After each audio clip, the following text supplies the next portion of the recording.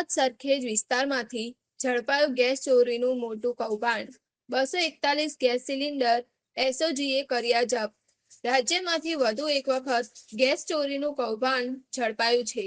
અમદાવાદના સરખેજ વિસ્તારમાંથી ગેસ ચોરીનું આ મોટું કૌભાંડ ઝડપાયું છે.